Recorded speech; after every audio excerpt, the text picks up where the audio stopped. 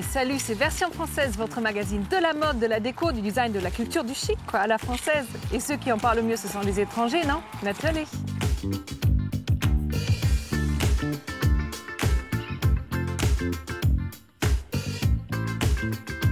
Rencontre avec la photographe iconique Bettina Reims.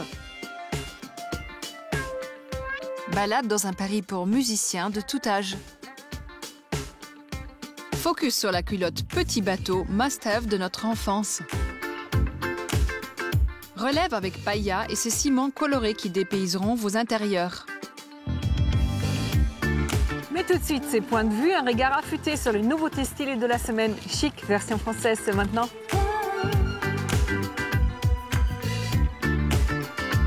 Plus besoin de se lever à 6 h du matin pour écumer les antiquaires. Brocante Lab vous donne la possibilité de chiner depuis votre lit.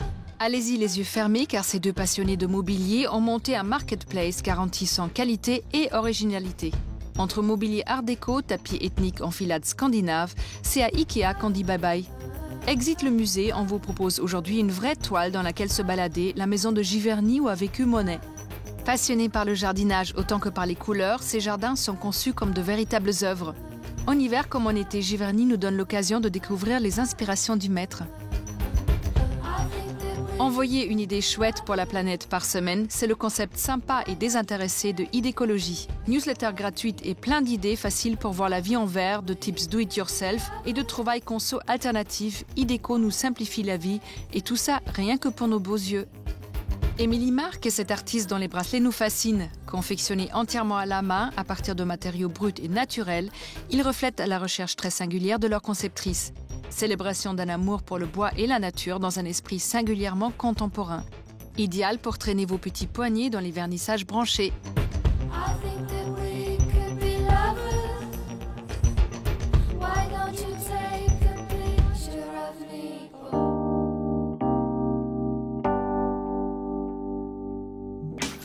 Version Française vous propose maintenant une plongée dans l'univers fantasque et féminin de la photographe Bettina Reims, notre invitée arty du jour.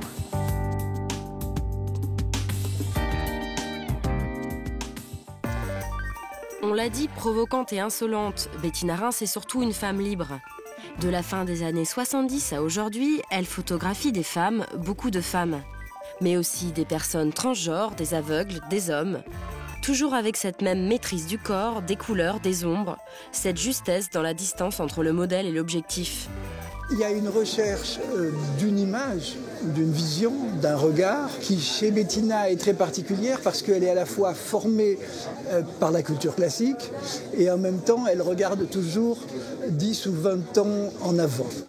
Ces clichés interpellent, déstabilisent, fascinent ou rebutent, mais ne laissent personne indifférent. Quand j'ai commencé à faire mes photos, les gens disaient que je faisais un travail d'homme ou avaient du mal à comprendre pourquoi une femme photographiait les femmes de la manière dont je les photographiais. On attendait un peu de nous qu'on fasse de l'ouvrage de dame, en quelque sorte. L'écrivain et critique d'art Serge Bramley a partagé la vie photographique de Bettina Reims. Il est son plus grand complice sur ses séries les plus connues, de Chambre close à Inri, sans oublier l'épopée surréaliste qu'ils ont réalisée de concert en 2010 à travers un livre et un long métrage, Rose, c'est Paris. Ce qui était étonnant, c'est que moi je photographiais, que Serge filmait à côté de moi et que son film ne ressemble en rien à mes photographies. Et donc, ce sont deux visions de deux artistes sur le même sujet qui sont des visions très différentes. Bettina, d'une certaine façon, fait des autoportraits. Quoi qu'elle fasse, elle photographie des femmes, elle photographie parfois des hommes aussi. Et dans tous les cas, ce sont des autoportraits. Plus j'ai photographié des femmes et plus je me suis mieux connue moi-même et plus j'ai appris à m'aimer peut-être un peu plus. Mais un autoportrait... Non, je dirais pas que c'est un autoportrait. Commande, travaux personnels, séries, personnalités ou anonymes, Bettina Reims aborde toujours ces sujets avec la même obstination. tout est dans sa tête. Décor, lumière, costume. Vient ensuite le moment un peu magique où l'alchimie entre la photographe et son modèle se met en place. J'ai donc un tout petit moment, un très court laps de temps pour qu'il se passe des choses très grandes. Il faut la voir travailler avec un modèle, elle le fait bouger, elle le dirige, on a l'impression qu'ils dansent le tango ensemble. C'est comme danser une espèce de danse à deux. Au début, les pas sont mal accordés. Petit à petit, le rythme s'installe, les pas se règlent, on s'entend, on s'accorde. Ce que j'aime, moi, dans la photographie, c'est ce moment où tout est juste, où la personne a été parfaitement préparée, où tout le dispositif a été mis en place. Et puis, il y a un moment où je donne un coup de pied dedans et où les choses se défont et se refont. On détruit la perfection de la chose. Et là, il se passe quelque chose de l'ordre du miracle. La seconde étape fondamentale de la naissance d'une photographie, c'est le tirage. Et chez Bettina Reims, on parle de tirage très grand, qui font en général jusqu'à 1,50 m de hauteur. Ils sont très très beaux les tirages. J'ai dans la tête exactement le rendu de l'image que je veux et c'est au tireur de l'interpréter et de me le rendre tel que je l'avais vu. Elle est parfaite. Les jambes sont revenues, il y a plus de modelé, on a perdu le côté trop jaune dans le haut du dos. Elle est parfaite. C'est des toutes petites subtilités. C'est un point de jaune près, un point de rouge près et tout bascule dans l'autre sens. Oui, le visage était un peu dense, on n'a pas la même lumière que l'autre jour. C'est pas du tout un procédé mécanique. Il y a des humains à tous les niveaux de cette chaîne qui contribuent à faire une image. Les tirages sont magnifiques aussi dans ce gros livre, sorti tout récemment chez l'éditeur Taschen. Il offre une compilation inédite de 1000 photographies, œuvres iconiques, clichés inconnus. Que l'on découvre cette artiste accomplie ou qu'on la suive depuis toujours, il y a de quoi en prendre plein les yeux.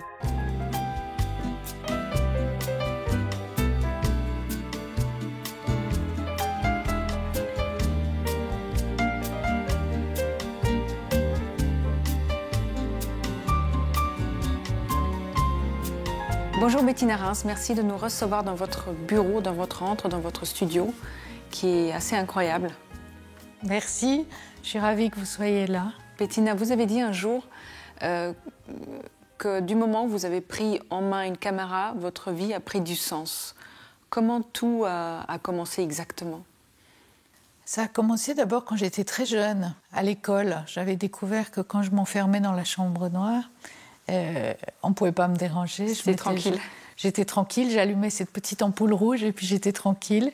Cette magie de la chambre noire. C'était cette magie de la chambre noire que j'aimais tellement. Et puis j'ai oublié la photographie. J'ai oublié parce que j'avais 20 ans, parce qu'à 20 ans, on a envie de rien sauf de faire la fête. Voilà. Et puis j'ai rencontré quelqu'un qui a été très décisif dans ma vie, qui est Serge Bramly.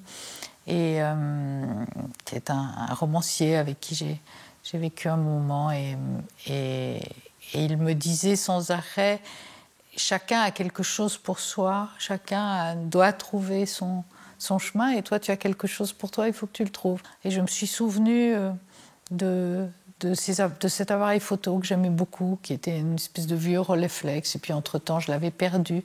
Et donc il m'a redonné un appareil photo. Et vous savez, à l'époque, on visait comme ça, c'était ces appareils, avec on visait sur le ventre. Ouais. Ça s'appelait un Rolleiflex et c'était carré. Et je me souviens avoir regardé dans ce carré pour la première fois et m'être dit, c'est bon, je suis à la maison, c'est ça que je vais faire. Il y a aussi une anecdote qui rappelle un peu ce que vous racontez avec Helmut Newton. Vous avez voulu faire du noir et blanc, il vous a dit non, il faut faire de la couleur. Oui, c'était une rencontre, c'était une des rencontres très très importantes de ma vie. Helmut, on s'est connus à travers le magazine Égoïste. Où j'avais publié mes premières photos. Et d'ailleurs, c'est avec Égoïste que ça a aussi commencé, quelque part. C'est avec Égoïste que ça a commencé. Mes premières photos sont publiées. Helmut est à l'époque le photographe vedette d'Égoïste. Et il demande que je voudrais rencontrer cette femme qui a fait ces photos. Et on s'est connus.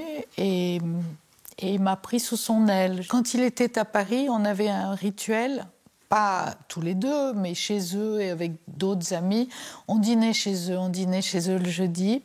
Et moi, je venais un peu avant le dîner, j'apportais mes images.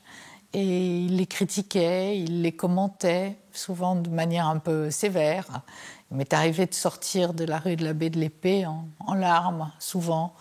Et puis, de temps en temps, je me disais, j'y retournerai pas. Et puis, j'y retournais toujours. Et je ne me suis pas rendu compte à l'époque de l'influence, de l'incroyable privilège qui était celui d'être proche de quelqu'un comme lui.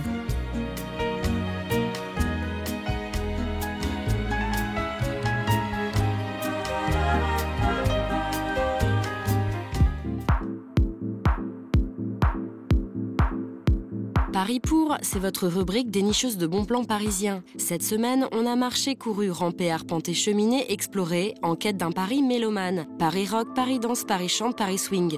Et Paris qui bat la mesure, c'est parti. Pour commencer, direction le lieu parisien qui réjouira les mélomanes. La Cité de la Musique, au cœur du quartier de la Villette, est un immense complexe d'espaces dédiés à toutes les musiques. Au cœur de l'endroit, l'impressionnante salle de concert de la Philharmonie de Paris, conçue par Jean Nouvel, mais pas que. La vocation de la Philharmonie est de ne pas être qu'une salle de concert, mais de montrer qu'il y a d'autres approches de la musique et que toutes ces approches se complètent. La médiathèque comblera votre soif documentaire, tandis que les espaces pédagogiques permettent une découverte musicale pour petits et grands. Le musée, quant à lui, offre une approche plus patrimoniale. Une collection de plus de 1000 instruments et objets permet de voyager à travers les époques. On a vu des clavecins et des guitares bien vintage, des flûtes à tête de monstre, un octobasse qui fait 2 fois notre taille, des instruments électroniques et des instruments d'autres pays. On a même touché la musique. Parmi les harpes, on a aussi écouté un artiste jouer de la flûte nez. L'idée, c'est qu'au fond, on puisse passer une journée entière à la Philharmonie et passer d'un concert à une visite d'une exposition ou du musée, à un atelier participatif. La vision générale de la Philharmonie, c'est d'offrir un accès à la musique à tous. Vous préférez rester sur votre canapé pour écouter de la musique ? Malgré sa mort annoncée, le disque n'a pas dit son dernier mot. Il suffit de se rendre dans le quartier des Batignolles chez All Access pour s'en rendre compte. Cette boutique a été lancée par Jacques Pellet, un passionné de musique à la trajectoire riche et mouvementée. Après avoir été galeriste, journaliste musical et manager d'artistes, il ouvre All Access il y a 5 ans, un lieu comme il en rêvait. Je me suis imaginé la boutique idéale qui n'existait pas, que je n'ai jamais trouvée. Cette boutique idéale, c'est celle d'un disquaire généraliste mais pointu qui s'intéresse à tous les styles. C'est aussi un concept store qui, en plus des disques, propose livres, photos, affiches, DVD. La musique se consomme de plein de façons différentes. Le concept est de réunir dans un seul et même lieu tout pour satisfaire un amateur de musique. Un amateur de musique pourra notamment profiter de l'auditorium, un lieu confortable et isolé où un matériel de qualité lui permettra d'écouter ses disques dans de bonnes conditions avant de l'acheter. Mais All Access est aussi un lieu de vie où les novices et les passionnés peuvent venir s'abreuver des conseils de Jacques. On pense aussi à la culture musicale des petits grâce à Rockabye Babies, des compiles de standards du rock revisités en berceuse. On continue dans le trip Kids Friendly. Notre dernier bon plan est aussi destiné à nos mélomanes en herbe. Qui a dit que les enfants n'écoutaient que des comptines vieillottes ou des tubes de starlet Disney ? Stereo Kids est un concept lancé par de jeunes parents qui ont voulu proposer une alternative musicale à nos têtes blondes. On s'est rendu compte qu'il n'y avait pas grand-chose sur le marché parisien et on s'est dit qu'on allait créer un événement, un festival pour les enfants de musique, mais avec de la musique de grand. Cette musique de grand, c'est par exemple celle de Moodoid, Oxmo Puccino, Breakbot, le beatbot de Thèse ou le scratch de DJ Pone. L'idée, c'est vraiment d'avoir un panel assez large de musique actuelle que les parents aiment aujourd'hui. Et la musique des parents est adaptée aux enfants, au niveau des décibels comme au niveau du contenu, retravaillé à leur manière par les artistes. En plus de la musique, le festival propose de nombreuses activités. Dessins, initiation aux instruments, maquillage ou radio Stereo Kids. L'occasion d'éveiller des vocations de batteurs, de beatboxers, de DJ, de chroniqueurs musicaux ou simplement de passer un bon moment avec votre enfant.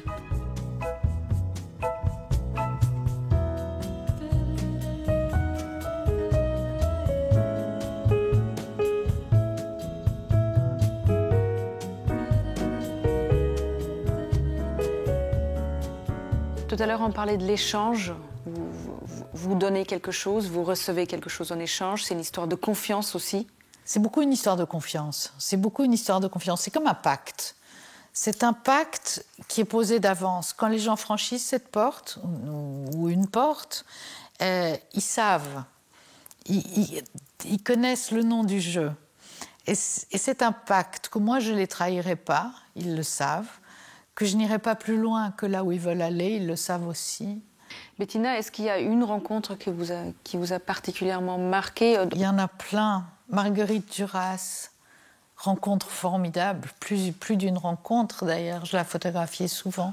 De temps en temps, elle m'appelait, elle me disait « Vous faites quelque chose cet après-midi ?» Je disais « Oui ou non ?» Elle me disait « Vous savez, je suis jolie aujourd'hui, vous pouvez venir me photographier ?» Et on passait des moments extraordinaires. Et puis Barbara, cette magnifique chanteuse qui était infiniment sauvage et timide, et qui détestait être devant un appareil photo, et que j'ai réussi à photographier souvent. Et même on était devenus amis. Et puis la fameuse séance avec Madonna, la séance incroyable avec Madonna. J'ai passé 8 heures ou 9 heures à photographier Madonna, c'était extraordinaire. Et alors on m'avait dit, tu vas voir, tu vas lui envoyer 30 ou 40 photos, et tu as de la chance si elle t'en laisse 2, parce qu'elle est très sévère et très difficile, et elle détruit tout. Et alors, elle en a enlevé 2. Donc, je me suis retrouvée avec toutes ces photos de Madonna qui m'ont accompagnée toujours et qui sont toujours là avec moi. Et je suis rentrée à Paris très émue parce que c'était une rencontre très forte. Et puis son assistante m'a téléphoné. Je venais d'arriver un samedi matin et il fallait que j'aille au marché pour nourrir mon fils. Il n'y avait rien à manger dans le frigidaire. Et son assistante appelle et me dit « Madonna voudrait vous parler, est-ce que vous pouvez rester un petit peu là, ne bougez pas, elle va vous appeler tout de suite. » C'était il y a 20 ans, j'attends encore. On va parler un tout petit peu de votre dernier livre, qui est une rétrospective, avec un carnet de bord qui est caché derrière le livre. Absolument, caché dessous. Caché dessous, oui, ce carnet de bord que je trouve très intéressant. Je voulais que dans ce livre, il y ait à la fois des photos iconiques ou des séries plus connues, et des séries que les gens qui connaissent mon travail ont déjà vues, mais qui est aussi des tas de surprises.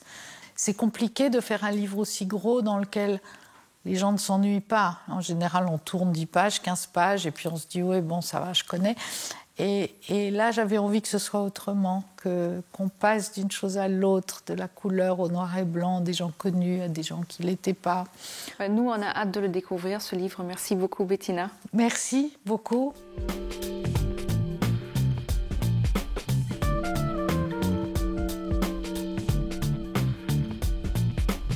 Retrouvez tout de suite la rubrique phare autour d'un objet mythique, mode, gourmand ou design. C'est notre focus.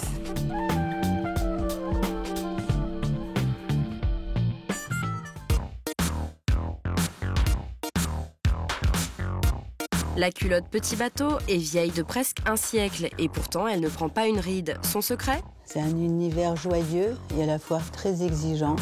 Carole Kaufmann est directrice du style de la marque. Son rôle, c'est d'apporter de la créativité dans notre époque, de laisser cette marque vivante et en maintenant à la fois ses racines. Petit Bateau, c'est aussi une histoire qui date d'il y a fort longtemps. L'historique de Petit Bateau, c'est le fondateur, Valton, qui est un bonnetier, travaille et crée le caleçon, va servir à l'armée pour pouvoir habiller les soldats pendant la guerre. À l'époque, il tricote de la laine et tout d'un coup, il n'y a plus la guerre et il y a de cette idée extraordinaire qui est la spontanéité aussi et le bon sens qui va apparaître. On dit « mais qu'est-ce que je vais faire de tous ces caleçons ?» En 1918, et en rentrant chez lui, avec sa femme qui chante une comptine à ses enfants, « Maman, les petits bateaux », ont-ils des jambes? Il a l'idée de couper les jambes du caleçon, et là naît la culotte. Son univers, c'est la bêtise et la légèreté, mais pas seulement. Il y a un mot qui me vient tout de suite, c'est l'enfance, l'innocence, la douceur, la qualité. La culotte Petit Bateau, c'est que pour les enfants? La culotte, ça commence quand on est petit et c'est un doudou quand on est grand. C'est une Madeleine de Proust. La marque française aux 1000 rayures et à l'esprit espiègle a su se positionner et évoluer dans le temps et dans le monde des sous-vêtements. Aujourd'hui, elle a plusieurs classiques dans son vestiaire, elle enchaîne les collaborations, elle soutient la jeune création et elle continue de fabriquer en France. Direction les ateliers de production à Troyes, berceau du tricot et d'un savoir-faire français marqué par l'histoire. Alors le bâtiment que vous avez là, c'est le bâtiment historique de Petit Bateau, c'est la chaufferie et c'est ce qu'on appelle le bâtiment Saint-Joseph, de l'usine Saint-Joseph. À peine franchi les portes du bâtiment, on a déjà bien les pieds dans l'eau. Embarquement immédiat sur le navire Petit Bateau et les secrets de fabrication de la petite culotte. Nous sommes au laboratoire. Chaque lot de fil qui nous est livré est contrôlé systématiquement pour vérifier si la grosseur du fil est bien conforme, s'il y a des grosseurs, des finesses, s'il y a des fibres étrangères autres que le coton, la pilosité et vérifier qu'il est bien conforme à notre cahier des charges. Donc nous rentrons ici dans la zone de tricotage, l'atelier de tricotage, où tous les fils qui ont été préalablement contrôlés vont être utilisés et tricotés. Nous sommes maintenant à la sortie du tricotage. Nous sommes dans la zone, ce qu'on appelle déroulage contrôle qualité. C'est une visiteuse qui nous permet de contrôler le tissu sur les deux faces. Nous sommes ici devant la rade. En fait, qu'est-ce qu'une rame? C'est une repasseuse industrielle à la continue. On a un appareil qui met bien les rayures droites et ensuite on a le repassage industriel. Et on va broder le logo Petit Bateau qu'on va retrouver sur les petites culottes également. Vous présentez Sylvaine, notre directrice de la confection. Donc elle va nous emmener voir la coupe,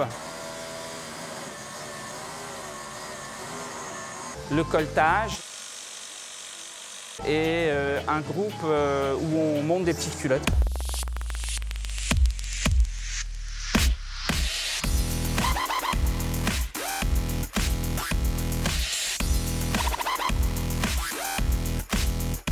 Avec plus de 3 millions de culottes fabriquées par an, la maison française a su rester à flot tout en conservant son héritage. De quoi rendre fier le bon roi d'Agobert qui n'arrêtait pas de mettre la sienne à l'envers.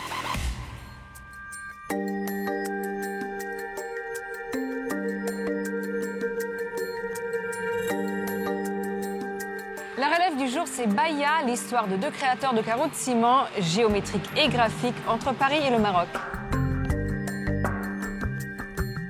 C'est en voyageant que Caroline Langlois a eu l'idée de créer la maison Baya fin 2014.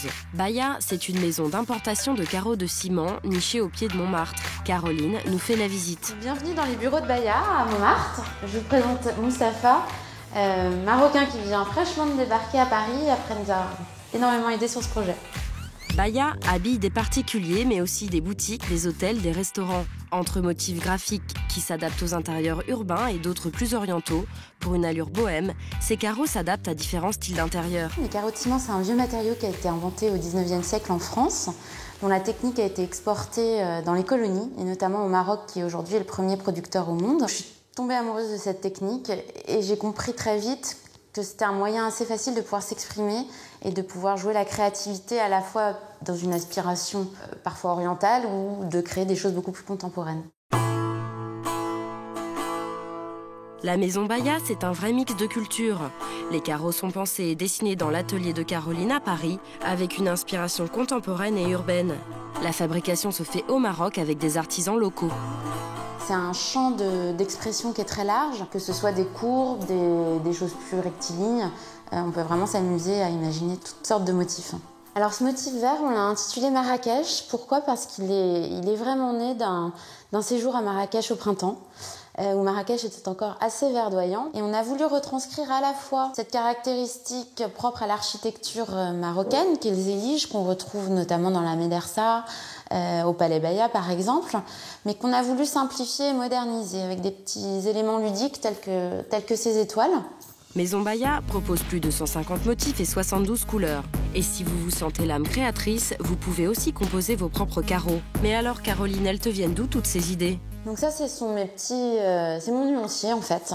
C'est vraiment la base des couleurs sur lesquelles je travaille. Donc là, par exemple, j'ai pris un aubergine et ça va m'aider à voir, j'ai envie de l'associer à un vert. Est-ce que je pars sur quelque chose de doux, au contraire plus contrasté? Vraiment, c'est un espèce de puzzle qui m'aide énormément à construire les motifs et à décider du nombre de couleurs qu'on va utiliser par motif pour un effet soit très sobre, soit très doux ou au contraire plus audacieux. L'inspiration de Caroline, c'est aussi Paris. Ce que je puisse dans Paris, c'est vraiment ce chic intemporel, cette élégance qu'on retrouve dans des lignes assez sobres, assez rectilignes et des couleurs assez nuancées, mais beaucoup dans des teintes de gris, de beige, que je vais chercher en fait à vitaminer, à redynamiser avec les couleurs que je ressens, que je vois beaucoup plus au Maroc. Allons faire un tour chez Obladi, dernier né des coffee shops parisiens qui vient tout juste d'ouvrir et habillé par Maison Baya. L'idée vraiment de ce coffee shop, ça a été de recréer une ambiance un peu balnéaire, un peu méditerranéenne. Donc on a travaillé notamment à partir de notre outil de simulation qui permet sur le site internet à n'importe quel internaute de combiner nos motifs à notre palette de 72 couleurs.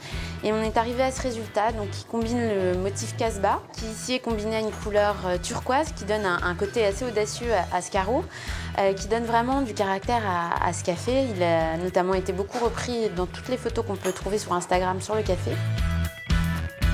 Alors on l'a compris, Maison Baya, c'est avant tout une histoire d'amour entre Paris et le Maroc. Et ce sont de superbes carreaux qui donnent des envies de déco et de voyage.